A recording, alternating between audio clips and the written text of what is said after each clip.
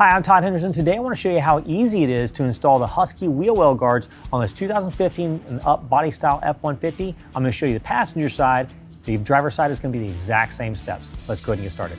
So the first thing we're going to want to do is actually clean out this inner fender well really well, paying close attention to this inside lip. This is where part of the fender liner is going to lay and rest in place. We want to make sure it's all cleaned up.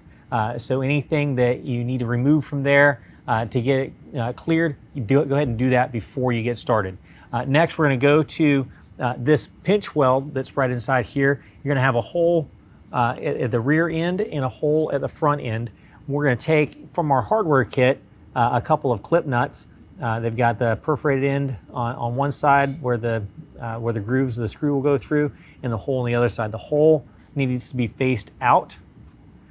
We're just going to slide that into place like so and get it nice and centered as much as possible in that hole. We're going to go to the next hole, do the exact same thing with our clip nut. Another thing we're going to want to do is take note, we've got a hole towards the bottom of the fender well on each side, in the front and in the back. That's going to get covered up with the fender liner, but know where those are so we can put the clip nuts behind that once we get to that point. All right, now we're going to go ahead and grab the passenger side fender liner. So PS for passenger side, this one is it. We're going to take and we're going to turn it over and then get it set into place. Just going to fit it in. Get it on top of the tire. Once we've done that, then we can kind of lift it up into place and work it to where it's dry fit into place.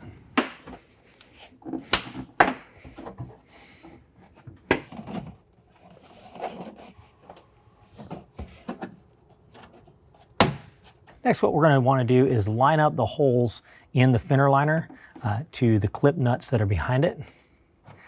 So kind of wiggle that into place and then start the screw through it. We're just going to get the thread started for right now. Use a Phillips head screwdriver.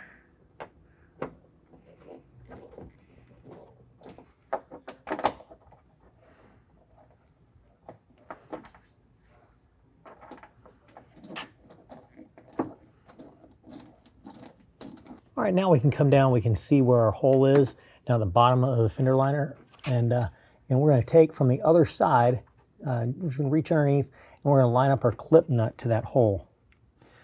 We can go ahead and set our other screws in like that. We're going to do that on both the front and the rear sides.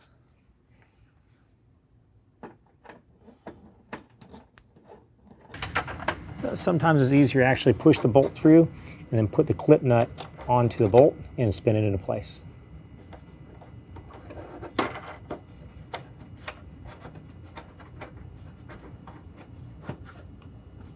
right, now we're going to go ahead and tighten down all 4 screws and repeat the exact same process on the driver's side. Well, that concludes the installation. If you have any questions, call the experts. We're here to help you out.